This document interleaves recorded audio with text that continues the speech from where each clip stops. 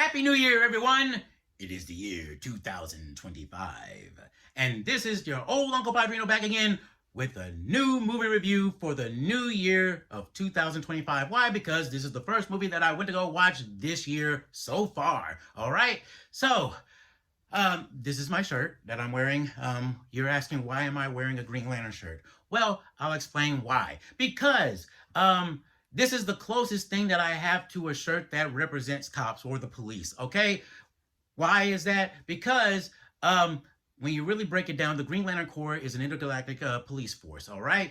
And I could have worn a shirt with Snoopy on it or some other dog on it or something like that, but I wanted to go ahead and wear something that had a police or cop. What's the word I'm looking for? I can't think now. Not motive, but you know what I'm talking about, dang it. Okay, I'm old. Give me a break. See the white on my face? But anyway, that doesn't sound right now that I think about that. Anyway, but the gray hairs, all right. But anyway, God, let's talk about Dogman, okay?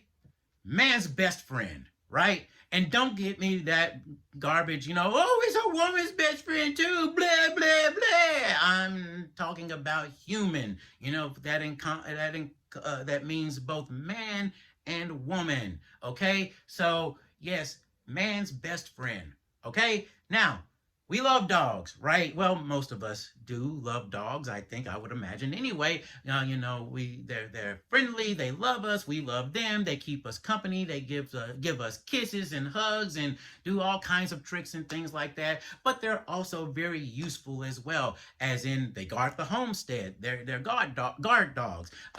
They work with the police. They work with the fire department. They work with with our military, and they work in hospitals and in nursing homes as well, and maybe even some schools. All right, so they are man's best friend, woman's best friend as well, like I said. Okay, so it only makes sense that there should be a character who's a dog, who's both a dog and a cop. Part man, part machine, all cop, RoboCop. No, okay. So that means it's half dog, half man, all hero, all cop. So we get Dogman. Dun dun dun dun dun. Hear the trumpets? Okay.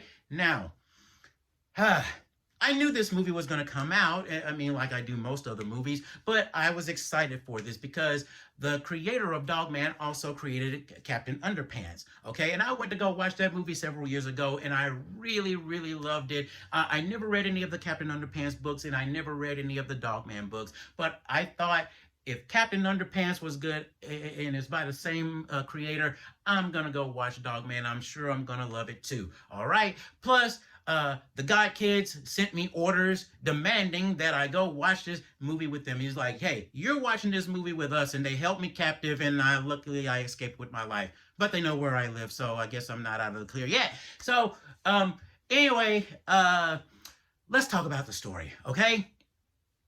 You pretty much already know what's going on in a sense, all right? Because you watched them in the trailers, okay? You have a cop and you have his canine buddy, and they're fighting crime around the city and whatnot. Well, they had a little slip up, and well, the human's head is no good, but his body is great, and the dog's head is great, but his body's no good. So they decide to pull a Simpson. Well, not really a Simpsons, Oh, I hate having two heads.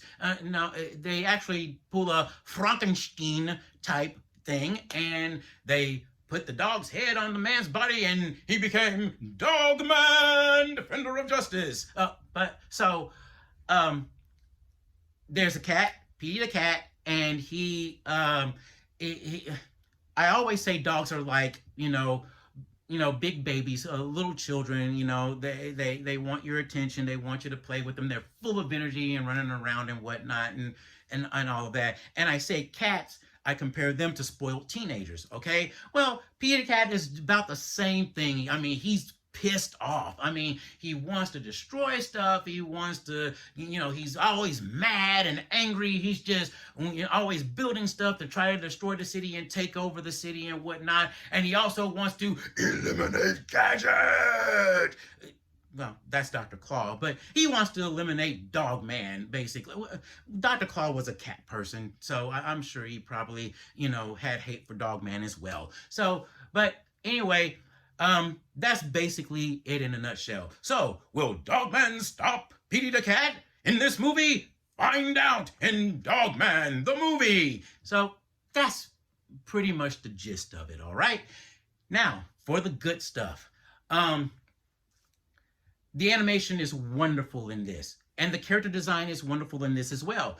Now, I really appreciate, and I've been harping on this new animation program that they've been using. Well, DreamWorks has specifically been using, but other companies have been using it here and there for different various projects and whatnot. But I always love the fact that CG computers couldn't do what they can do now. They couldn't take the original artist's rendition of a character and render it in CG for the most part. If it could, it probably didn't do a good job of it. But now that they've advanced so much now, you can take the drawing style from any artist and render it in CG. That was one of the best things, and I will always go back to it, that the Peanuts movie did for me. They stayed true to Charles Schulz's drawing style, which was excellent. I loved how they do that. I will continue to say that, and I truly appreciate that. And I think that's a huge compliment to the artist, to the creator and to the artist. They stick to that artist's vision. Okay. The other thing is, and I forgot to mention this, there is an animated short of The Bad Guys. Okay, that leads up into the sequel of The Bad Guys, and it's incredibly funny. I think you'll love it. But it's great. Which also uses the same animation program that Puss in Boots and Puss in Boots: The Last Wish and Dogman uses as well. Okay. The other thing is that is the humor. All right. The humor is wonderful in this. And it ranges from everything from physical humor to verbal humor to humor that's in the background that you have to keep an eye out for, much like you would if you were watching The Simpsons or Futurama or even South Park. They have various products and various signs and various names of stores and all of that, if you read the title or something like that, or read the name of it, you'll start laughing because it's kind of a little bit of an inside joke. Okay. The other thing which leads from the humor to this positive right here is that Peter Hastings directed this movie. Now, you may not know the name Peter Hastings, but you are familiar with his work. Peter Hastings was a director and was one of the part of the main crew that worked on the original Animaniacs series in the 90s, and as well as Pinky and the Brains, the original Pinky and the Brain series in the 90s as well. Now, if I remember correctly, he also was the showrunner for the Kung Fu Panda series that was on Nickelodeon for a short period of time. Well, for a brief period of time back in, I think, mid-2000s, I think. I can't remember. I'm not sure when that series premiered. So he's coming from a high pedigree, and that's why the humor in this is so well done in this as well. The other positive thing is that there is a lesson to this story. Okay, I've been harping on that for the past year now, because look, I think there should be teachable moments in these movies, and not geared towards one group of people against this group of people against this group of people. It should be a universal thing.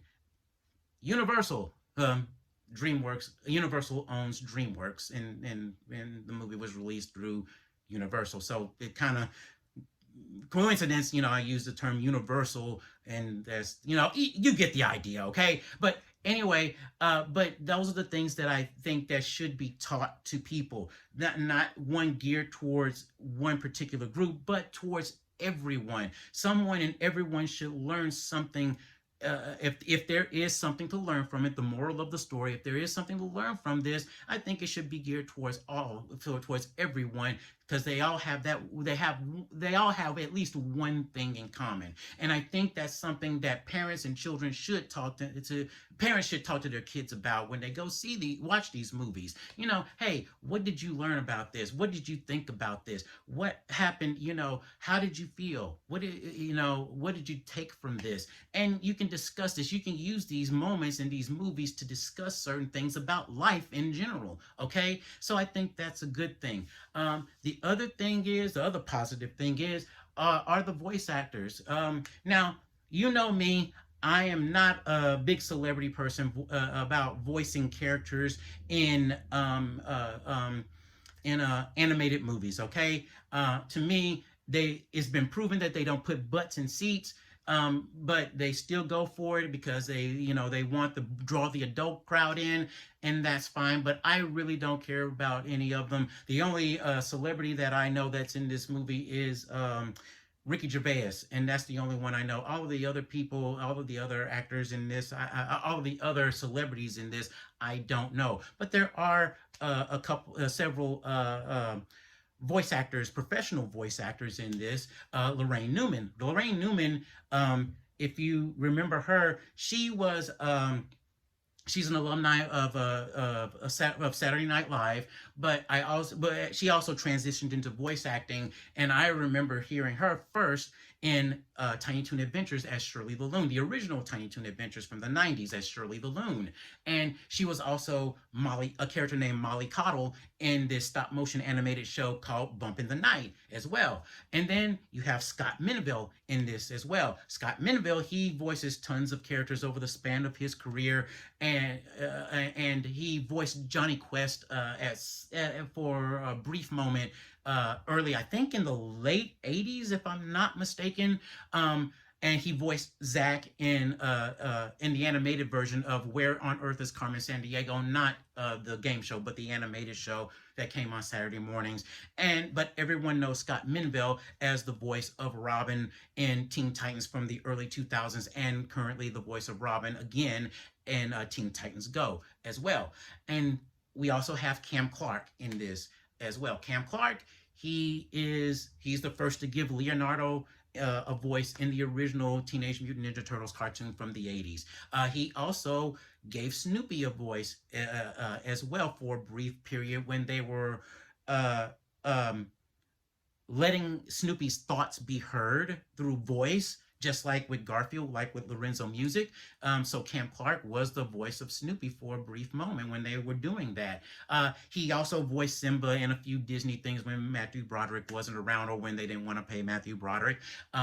And he's also very famously well known as the voice of Liquid Snake, the twin brother of Solid Snake in the Metal Gear Solid series. Okay, so you have a little bit of a pedigree there as well as far as voice acting goes. All right. So, well, let's go into the bad stuff, okay? Let's go into the negatives. And the negatives are primarily for the story, okay? That is the main negative in this review and of this movie, okay? The story is okay, all right? Now, I did laugh. They did try to get you to emotionally feel for the main character Dogman and how his life was turned upside down. He didn't go to Philly, and he wasn't from Philly and move to Bel Air, but his life was turned upside down due to what happened to him. And there is a part in this. There was a time in this movie when I thought, okay, the cat is not the main villain. Someone else is the main villain and pulling the strings in all of this. And I was wrong, but it actually had me thinking that for a while. So it has moments where it actually does a good job, but they're very far and few in between. And it's in the middle of the movie, okay? The second act, when things are so slow to where it's boring. Now, to be fair, This is a kids movie. It's a but it's a family movie as well. So you want the adults to enjoy themselves as well. Now the kids are going to more than likely, enjoy it as well. Going to enjoy it regardless, I should say. But as far as the adults go, well, they're probably going to have a little bit of a harder time, just simply because in that one area of the movie, the middle of the movie is so slow, it becomes boring. I mean, I have to admit, I was like, wow, this is going a little bit too long. I mean, when are things going to kind of pick up a little bit? Okay, so you're going to run into that. The other thing is, as far as the story goes, is that it's a little convoluted. Okay, you saw what the Godson said. He said that this movie is based. This movie runs at about it clocks in at about an hour and 30 minutes. Okay, this movie encompasses the first 4 books of the Dogman series. That is a little concerning, and the reason why I said that is because uh, there there's so much stuff in here that there's so many things going on in here that I think too many cooks in the kitchen, as the saying goes, right? Um, and there's so much stuff that I think that maybe they could have focused on instead of focusing on 4 books to make this movie, maybe they should have focused on the first 2 books instead, if not the first book. Maybe there wasn't enough material in the first book, so they decided to first focus on the first, you know, 4 books. But I think the first 2, maybe the first 3, would have been enough to make this movie work a little bit better as far as the story goes. Okay, so I that's a major issue. I think it does take you out of the movie because it's in parts where it's boring and parts where it's a little convoluted, and it takes a while for things to get in some areas to get resolved. Okay, where it takes some time for some things to get resolved, and some things that happen in the first part or even in the second part, it takes some time to get resolved. Okay, so this brings me to uh this brings me to what I call, well, let me talk about this first. Okay, um how the Grinch Stole Christmas, the Dr. Seuss book, How the Grinch Stole Christmas. That book is what 15 to maybe 20 pages long max, right? Okay. Now, before it became a live action movie starring Jim Carrey, and before it became an animated feature film starring Benedict Cumberbatch as the voice of the Grinch, it was a 22-minute, when you cut the commercials out, a 22-minute animated special by legendary animator Chuck Jones. You know Chuck Jones's work if you don't know his name. He's the guy who worked. He did a ton of classic Looney Tune cartoons, and did several cartoons of several of his own takes of Tom and Jerry as well. And he did the animated special How the Grinch Stole Christmas. Okay, so but he directed probably some of your favorite and most well-known Looney Tune cartoons. The Rabbit of Seville, What's Opera Doc, the Rabbit Season, Duck Season trilogy, the Duck Dodgers cartoons, shorts, I should say, not the series that came out in early 2000. He did he created Marvin the Martian. He created the harasser, Pepe Le Pew. He harasses women. Never mind mentioning that there were times when he ran away from the women as well. He created Marvin the Martian, and he created the Roadrunner and Wile E. Coyote, and he created Michigan J. Frog. Hello, my baby. Hello, my honey. Hello, my ragtime gal. So, he's very well known for those. He also did the Rabbit Rampage and the Duck Amuck cartoons as well, where the animator is erasing the backgrounds and putting Bugs or Daffy in different situations and whatnot as well. Okay, but when he did How the Grinch Stole Christmas, there wasn't enough material to make this special out to the timeline of 22 minutes. So he brought in Ted Geisel, Theodore Ted Geisel, or Dr. Seuss, and had Dr. Seuss actually make up more material for this special so it can reach its runtime of 22 minutes. Now, I don't know if they did this with Dogman or not, have the creator come in and add more material or not, but if they didn't, I think it would have probably been a good idea. That way, they could have just focused on one book or two books, the first two books, and just add more. He would add more material to make the movie's runtime. I think that would have been a far better idea. That's just me, though. Now, I don't know if they did it or not, but I think it would have been a better idea if they did. Now, that leads me to jump into what I've called, what I've labeled, what I call cross medium compromise trademark. Okay. Now, what do I mean by that? With cross medium compromise trademark, you take something from one medium to another, and it may not work exactly the way that it does. You have to so therefore you have to compromise on some of the things. Okay, so say for example, and I told this to the God Kids as well, take comic book characters and video games. Okay, specifically fighting games. It can work for any video game, but let's talk about fighting games, particularly Marvel vs. Capcom series and the Injustice series. So let's take two subjects here. We take Hulk and we take Superman. Okay, now the Hulk can be knocked out. I mean, it would take some kind of gas, a strong gas, and not from your butt, but a strong gas to probably knock him out. It can be done. He can be knocked out, but with a gas, you can probably drop a 30 megaton thermonuclear warhead directly on it and watch it explode, and that may do it. I doubt it, but it probably could do it. But overall, the Hulk can't be knocked out by getting hit with steel beams or being shot with bullets and things like that.